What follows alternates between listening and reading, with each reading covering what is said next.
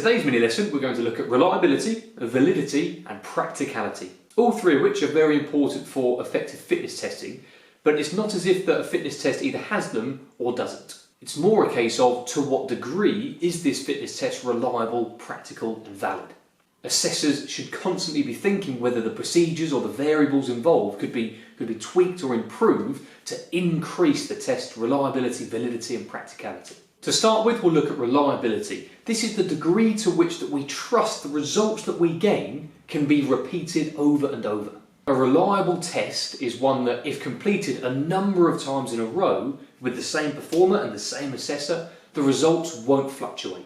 Another way of looking at it is that if we were to change the assessor but keep the performer the same, both assessors, or all three of the assessors, should get the same result regardless of who they are. The processes involved or the form of measuring should be constant so that the result can be, or the result that we garnish, is going to be the same regardless of the assessor, regardless of how many times the performer completes the test, so long as they're not fatigued. An indicator of a reliable fitness test is the absence of anomalies. So if a performer, coach or assessor takes a look at all of the different trials of the fitness test, be it 3 times, 5 times, 10 times, and they average them out, they shouldn't see any anomalies which drift too far away from the average score that they arrive at. The less variation there is between each result recorded, the more reliable we can say that the fitness test procedures are. Tests that lend themselves to reliability are ones that have very few processes, very few variables that influence the performer or the assessor, and procedures that limit human error. One such example could be the grip dynamometer test. The assessor really isn't doing much recording, so their own human error is removed.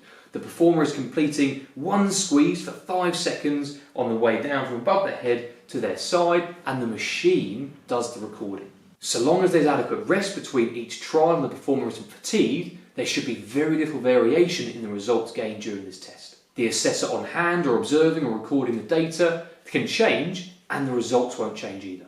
A test that is slightly less reliable, however, could be the multi-stage fitness test, where it's a much longer test where something could go wrong with the performer's technique, they could slip over, they could pick up an injury, or their motivation could be different between each trial. The more things that can impact the overall result or could go wrong in the process influences reliability, normally reducing it. Next, we'll look at validity, which is the idea that the quality of the result is directly linked to the quality of the component of fitness that's being tested. So if we take the grip dynamometer test again, no other component of fitness aside from muscular strength is causing the numbers to change on that grip dynamometer. Therefore, it's a very valid test. The higher the score, the higher the muscular strength in the performers are.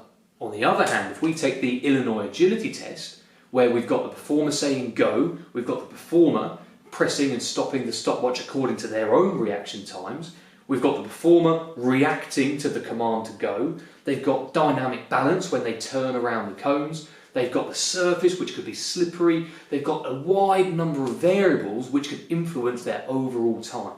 Therefore, we can say it's not the most valid test for assessing a performer's agility.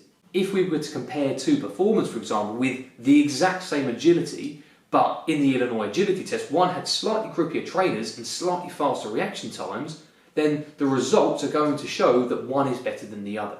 The most valid tests are the ones where only one component of fitness is being controlled and assessed and is the only thing that influences the overall test result. And lastly, we have a fitness test's practicality. This essentially means how quick and easy a fitness test is to set up and to complete. Beyond this, it also means how easy it is for an assessor to learn how to conduct the test and then to educate the performer in what the sequences are and the procedures involved when conducting it. The faster this can all be completed, the more practical we can say a fitness test is. Practicality also refers to the equipment being used during the test. Is it cheap? Is it accessible? Is it widely available? All of these things influence whether or not it's practical or not.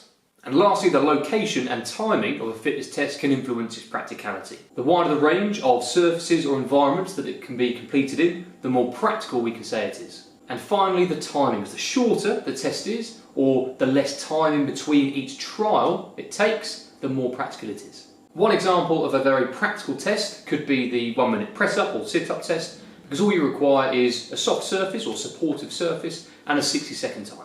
Whereas an example of an impractical fitness test could be the 35-metre sprint using speed gates. These aren't readily available, they are quite expensive, and they do require specialist knowledge to set up and to use correctly.